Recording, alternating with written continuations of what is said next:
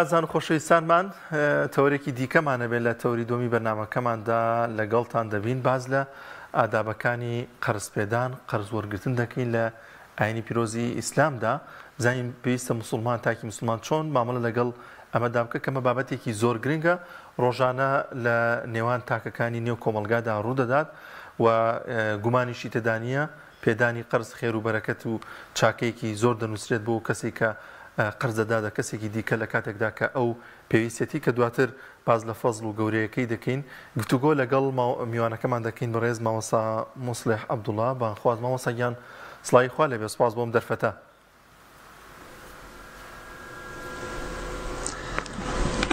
مناوی خۆی گەورە زۆر سپاس بۆ ئێوەی بەرز و خۆشحاڵم کە لە بەرنامێکی ئەوە ڕاستەوخۆ لە خزمەت ئێوەی بەرز و خۆشەویستدام دەستان خۆش بێت بۆ ئەم بەرنامەیە بەڕاستی بابەتەکە وتەوەرەکە بابەت زۆر هەستیار و گرنگ و ڕۆژانەیە.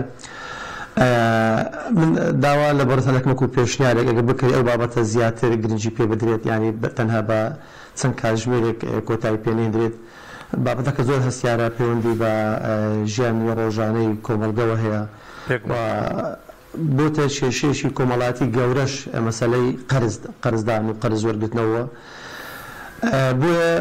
من بەپێویستی ئەزانم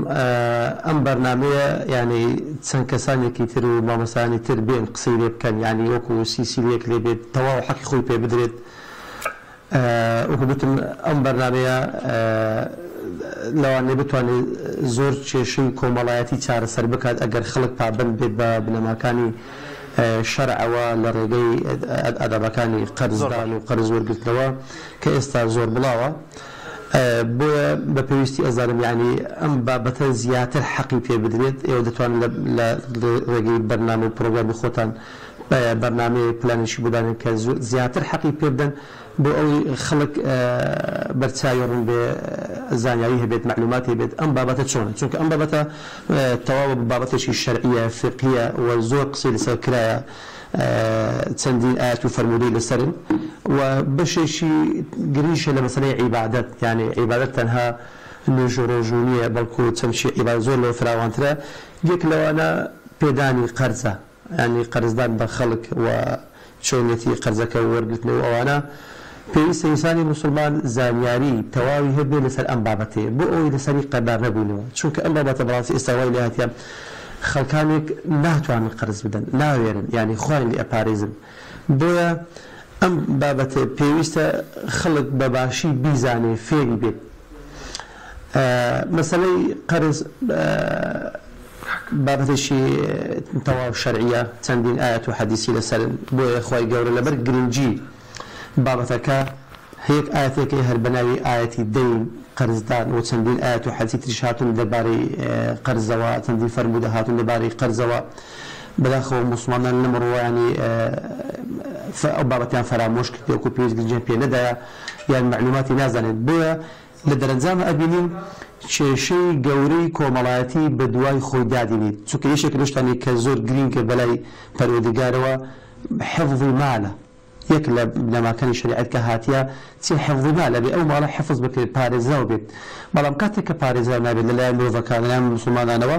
ئیدی سەر ئەشێشی بەڕاستی بۆ شتی تر بۆ مەشاکلی کۆمەڵایەتی بۆ بەرەو دادگا ئەچەندجاری هەیە حتا کوشتنیشی لێکەوتۆتەوە لەسەر ئەو قەرزەی کە خەڵک ئێستائیکە لەبێت لەبینی یەکترە. بە ئەبێت دزەکانی ڕاگەیاندن یعنی لایانی پەیوەندیدار و مامۆستایانی ئاینی ڕێکخراوەکان و ناوەندە ئاینیەکان ڕۆڵی چاک ببینن لە مەسەلەی ئادابەکانی قەرز چۆن ئەدرێت و چۆن ئەجێتەوە. من کاتێک کە قەرز ئەدەم بە کەسێک شتێک لەسەر منە پێویستە بیکەم و ئەو کەسێک کە قەرز وەرئەگرێت ئەویش چی لەسەر پێویستە بیکات بۆ ئەوەی هەردوو لە بتوانن وەکو پێویست ئەم حەق شەرعیە ئەم ئادابە شەرعیە وەکو خۆی جێبەجێ بکەن. خۆی گەورە لە شوێنێکا فەرمێت لە قورئانی پیرۆز ئەفەرمێت یا ئەیها الذین آمنوا لا تأكلوا أموالكم بينكم بالباطل وتدلوا بها إلى الحكام. يعني شو فرمت يا أيها الذين آمنوا لا تأكلوا أموالكم بينكم بالباطل إلا أن تكون تجارة عن تراض منكم. زۆر کەس ئێستا لە مەسەلەی پێدانی قەرز بوویتە مای مافخواردنی خەڵکی خاوەن قەرزەکە کابڵێ کە قەرزەکەیدایە زۆر کەس لەو ڕێگەیەوە کە ویستی پیاوەتێک بکە ویستی خێرێک بکە ویستی پاداشتێک بەدەست خۆی بێنیت بەڵام لە هەمان کەدا تەماشاکەین ئەم ئینسانە زەرەری لێکردیە بۆیە لەسەر هەموو تاکێکی کۆمەلگا بەتایبەت موسڵمانان کۆمەلگەی موسڵمان ئەبێت ئەم بابەتە زۆر زۆر بە باشی بە ساشی بیزانن بۆیە خۆی گەورە لە ئاەتی دەین بەڕاستیکە لە سوورەی بەقەرە یەک ئاەتی تەواو باسی ئەحکامی قەرز و چۆنێتی و شێوازی قەرزەکانی ئەکاتن خۆ ئەمەی موسڵمان ئەبێت لەم قورئانە بەهرەمەند بین خۆ ئەبێت بیخوێنینەوە ئەبێت لێی تێبین ئەبێت بیزانین ئەحکامەکانی بزانین ئەم ئاەتە بۆ هەندێک بە تەفاسیلی بە درێژی باسی ئاین باسی قەرز ئەکاتن یاخود هەر لە دوای ئاەتی دەین خافن إن كنتم على سفر ولم تجدوا كاتبا فرهان مقبوضة فإن أمن بعضكم بعضا فليؤدي الذي اؤتمن أمانته ليتق الله ربه ولا تكتموا الشهادة ومن يكتمها فليؤاثم قلب الله بما تعملون عليم سن آدابك بيست إما بيزانين لس أو كسيك قرزكي أدات كخاون مالكيا وأو آدابانتين كبيست أو كسيك قرز والأجريد بيزانين بو أوي هیچیان تاوانبار نەبن بۆ ئەوەی نەبێتە مایەی مەشاکیلی کۆمەڵایەتی نەبێتە مایە ڕەنجان نەبێتە مایەی دڵهێشاندنی یەکتر یەک لەم شتانە بێ بزانیت ئەو کەسێک کە قەرز ئەدات ئەم ماڵە ماڵێکە و پارێزراوە و ئەبێ لە دەستی قەرز وەرگرەکە ئەو ماڵە پارێزراو بێت سەلامەت بێت وەکو خۆی ڕادستی ئەو کەسە بکاتەوە کە قەرزەکەی پێدایە ئەگەر ئەو کەسی قەرزەکە ئەدات ئەگە ئەوای نەزانی بەڕاستی ناتوانێت قەرز بدات ناتوانێت هاوکاری برای خۆی بیت ناتوانێت یارمەتی چکە ئەوەش زۆرێکە لە هاوکاری زۆرێکە یارمەتی تایبەت ئەوڕۆ کە زۆر پێویستیمان پێێت چونکە هەتا لایەنی دارایی خراپتر بێت لە کۆمەلگا خەڵک زیاتر پانەوە بۆ قەرزی بچووکە قەرزی گەورەیە قەرز لەگەڵ شەخصە قەرز لەگەڵ کۆمپانیایە ئەو کەسێک کە قەرز ئەدات ئەبێ بزانی ئەو ماڵە ماڵێکی پارێزراوە لە دەستێکی ئەمنیدایە کە کاتی خۆی هات ئەو ماڵەیە دەداتەوە لێش ینی پێغەمبەر صلی الله علیه و سلم بەڕاستی زۆر ینی لە فەرمودەکانی پەیامی ترسناشی دایە بۆ کەسێکە وا تێناگات ماڵی قەرز کە وەری گرتیە ئەبێ معسووم بێت ئەبێ پارێزراو بێت چۆن ئێستا خوێنی موسڵمان لە بینیت الحرام کراوە بە هەمان شێوە ماڵی موسڵمان لە بینیت الحرام کراوە مەگە ئیلا ڕەزامەندی خاوە ماڵەکەی لەسەر بێتن لا فرموديك بيغمبر إخوة فرمي صلى الله عليه وآله وسلم فرمي سبحان الله ما أنزل الله من التجديد في الدين والذي نفسي بيدي لو أن رجل قتل في سبيل الله ثم أحيي ثم قتل ثم أحيي ثم قتل وعليه دين ما دخل الجنة حتى يقضى عنه دينه وفي الرواية يغفر للشهيد كل ذنب إلا الدين يعني أنفر مدانا دي بينا بلين براسي أبي بابن بين بو حق ما في كوتوت سرشاني ملوتو لري قرز ودروز بوا يعني أنفر نفهم على كاك خطر بباريزن أي كسيك مالي خلق والأجريد أبي بزاني وأمانتك لا أستودع أبي بيديوا لو فرمودي بغبري خو أفرمت صلى الله عليه وسلم حتى شهيديش خوال لي خوش نابت حتى قرزك هم جناحك لي خوش أبي إلا دين نبت إلا قرز نبت كالسري كوتوا بو أبد قرزك يخو بداتوا لا فرمودي كتبها هاتوا بغبري خو أفرمت نفس المؤمن معلقة بدينه حتى يقضى عنه نفسي إنسان إيمان دار يعني بس تراوى توابو قرزيك لسر أستويدا كالشامي إنسان المسلمان دا حتى ما فكي أداته حقيقة تلك بيوستا بيزانين أبد قرز دان بخلق هم غمة خفته النار حتية نكل أكوسيك من قرزك والأجل حتى خاون قرزكش قرز أدا بخلق كرمتي خلق أدا براسي بويش غمة بويش همة يعني هتاوري أجريتوا خفتي زورة الأخوات زاريها خوان توشي درو أبن توشي نزاع أبن توشي بختان أبن توشي غيبة أبن عادزي ليدان قرت نحتاجاتك كشتنيش دي أمانة همودية تبين بو أبد زور باشا أو كقرز أدا بزاني كبيش أو أداء أو غمي كتوشي خوي أكا أبي صبر بقري دان بخور بقري حتى قرزكي أدري باوسا ئەگەر شارەمین بەڵێ ئەگەر ناوڕێک بدات بینەوە سەر ئادابەکان خۆت ئاماژەی پێ بکە گەر گوێبیستی دەنگی من بیماوەسا لە ئاەتێکدا لە سوورەتی بەقەرە خۆی باڵادەست ئەفەرمێت من تەفسیرەکەیت بۆ دەخوێنمەوە ئەڵێ ئەگەر قەرزدارەکە دەستکورت بوو ئەوە چاڕوانی لێ بکرێت و تاوەکو دەستی تێدەچێت و توانای دەبێت قەرزەکەی دەداتەوە ئەگەر ئێوە توانیتان خێری پێ بکەن و قەرزەکەی لێوەرنەگرنەوە ئەوە ئەو بەخشینە بۆ ئێوە زۆر چاکترینە و خێر و پاداشتێکی زۆری هەیە ئەگەر کەمێک باز لەمە بکەین کە خوای باڵادەست بەو گەورەی خۆی هاتووە باز لەم ئادابە جوانە کات کە ئادابێکی زۆر گرنگەوە خۆت لە پێشەکیدا ئاماژەت پێکرد ئەمە تا چەند گرنگە مامەڵە لەگەڵ ئەوانەدا بکەین کە بۆ نمونە کەسێکە دەستکورتە لەوانێت درەنگتر بتوانێت ئەم قەرزەی بداتەوە ئێمەش لەسەری بۆسین و زیاتر هاوکاری بکەین.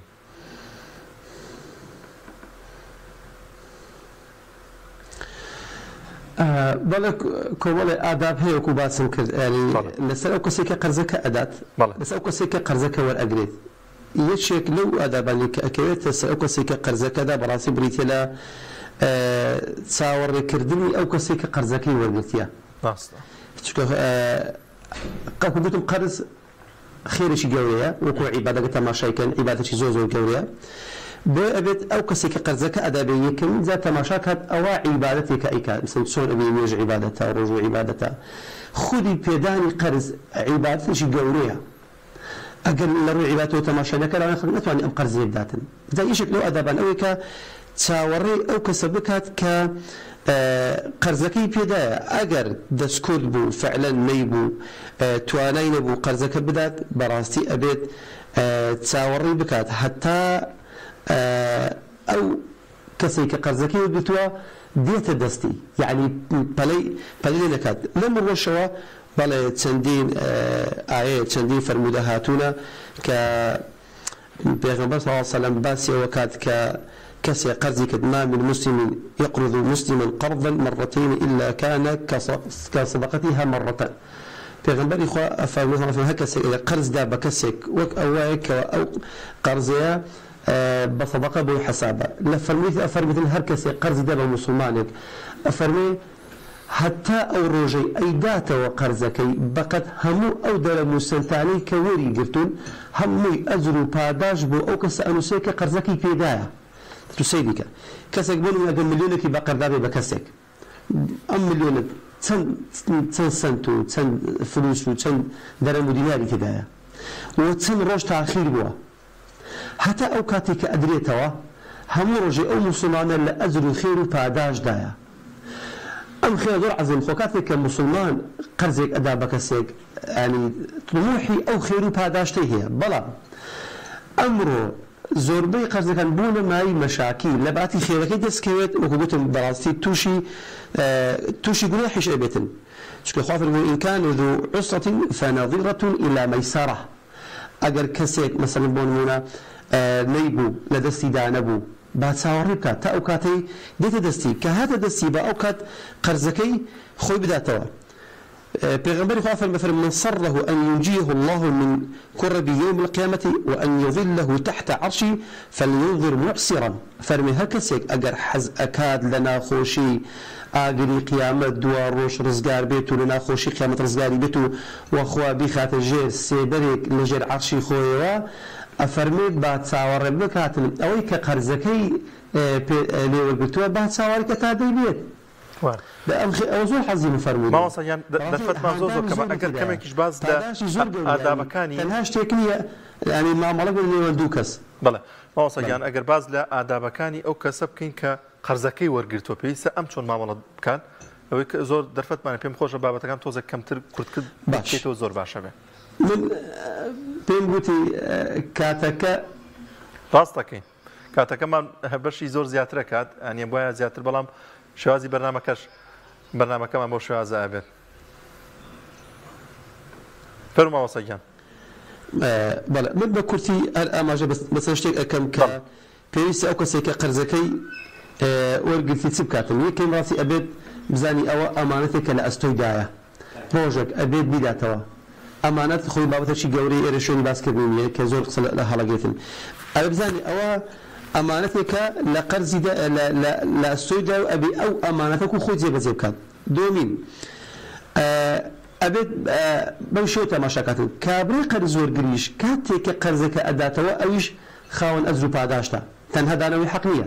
بۆی ئەبێت ئینسانی قەرز وەرگر کاتێککە قەرز ئەدەبێ وەکو عیباد سەریکە بڵێ ئەمن ئەوڕۆ خێرێک ئەەکەم عیباد ئەکەن کە بتە لە دانەوەی قەرز. سێ ئەو کەسێک کە قەرزی وەرگێ بەڕاستی ئەبێت پەلە بکات، ئەبێت لە کاتی خۆی پابەند بێت بە دانەوەی ئەو قەرز هەموو قەرزێک کە ئەبێت کاتی بۆ دائەنرێت تەوقیتی هەیە، شوێنی خۆی هەیە، کاتی خۆی هەیە. ئەبێت ئەو ئینسانە پابەند بێت بچێ بە وعد، چکە وعددان ئەوش بە هەمان شێوەیە بابەتێکی گریگە لە ڕووی شەرعەوە. ئەبێت ئینسانی بچۆن خاوەن وعد بێ، خاوەن وەفا بێت، لە کاتی خۆی ئەم حەقەیە جێبەجێ بکاتەوە. خاڵێکی ترکە پێویستە ینی ئەو کەسێک کە قەرزی وەرگرتیە ئەبێت ئەو حەقەی سەرە زێدەڕۆیی نەکات، ئیسراف نەکات. یعنی ئەبێت بەرنامەیەک دانێ بۆ دانەوەی ئەو قەرزەی کە لە ئەستۆیدایە. بەڵێ کەسێک کە قەرزوەردارە ئێستا کە لەدەستی دانیە، بەڵام دیارە لە بەرنامەیەکی پلانێکی بێتن بۆی ئەو قەرزەیە لە کات و شوێن و ساتی خۆی بیداتەوە. بۆی ئەبێت ئەم ئینسانە ئیسراف نەکات، زیادە ڕۆی نەکات، یعنی پاشەکەوتێک دابنێت بۆ ئەو قەرزەیە کە لە ئەستۆیدا لە کات و شوێنی خۆی بداتەوە. ئەو کەسێک کە قەرزی وەرگرتیە بەڕاستی ئەبێت هەردووشان ئەبێ شتەکانی خۆی بنووسێت، چکە خوا فەرمانی کرد یا ئەیها الذین آمنوا إذا تداینتم بدین إلى أجل مسمى فاکتبوه وليكتب بينكم كاتب بالعدل. ئەم نووسینە زۆر مهمە کاردانیە. ئەمڕۆ خەڵک کە بەشێک لەو مشکلانێک کە دروست بوو کاتێک قەرز وەرئەگرێت قەرزدەر و قەرز وەرگر بابەتە شتەکان نانووسن، یعنی لە ئەوڕەقەیەک شاهید ناگرن، شاهید زۆر گرینگە. ئەمە حقیقەکە کە ئەبێت کابرای قەرز وەرگر بیکات لەسەر شانێتی ئادابێکە بیکات بۆ ئەوەی کە کات و ساتی خۆی هات لە وەختی خۆیدا ئەبێت ئەو قەرزەیە بیداتەوە بۆ ئەوەی خلاف لە بینیا دروست نەبێت و کابرای خاوەن ماڵیش کاتێک کە خۆی گەرماڵی هێبێت بتوانێت قەرز بدات، بتوانێت بگەیتەوە دەستی خاوەن حەقەکەی. ئادابێکی تر لەو ئادابانە کە پێویستە ئینسانی قەرز وەرگر کە بیکات ئەبێت بۆ نمونە قەداری دوو کەسە، سێ کەسە، چوارە بزانی کامەیان کاتی هاتووە، کامەیان حەقترە، حەقی کامیان لە پێشترە، کامەیان زەروترە ئەمە بداتەوە، تەصنیفیان بکاتن. چکە ئەگەر وانەکات لەوانێ لە شێوازی ئەداکردنی قەرزەکەی لەوانێ زۆر قەبار بێتەوە، لەوانە عیبدار بێتەوە، جارێکی تر نزاع و مشاکل دروست ئەبێتەوە. بۆ ئەبێت ئینسانی قەرز وەرگر هەرواتە نەکات تەنها ئەوە قەرزێکە لە ئەستۆیدایە و تازە ئەمە تەواو، بەڵکو ئەبێت بەڕاستی بەرنامەیەکی تۆکمەدا بنێت چۆن ئەو قەرزانەی خۆی بداتەوە لە کات و شوێنی خۆی، چونکە وەکو گوتم قەرز ئەمانەتێکە حەقێکە لە مافی ئەو قەرز وەرگری کە قەرزەکەی وەرگرتیە، ئەبێ ئەمانەتیش وەکو خۆی لە کات و سات و شوێنی خۆی ئەبێت بدرێتەوە. مامۆستا گیان لە ماوەی خولەکێک داوەندە کاتمان ماوە چی دیکە ماوە چ شتێک کە زۆر گرنگە ئاگاداری ئەم ئادابە بین لە قەرز وەرگرتن و قەرزپێداندا؟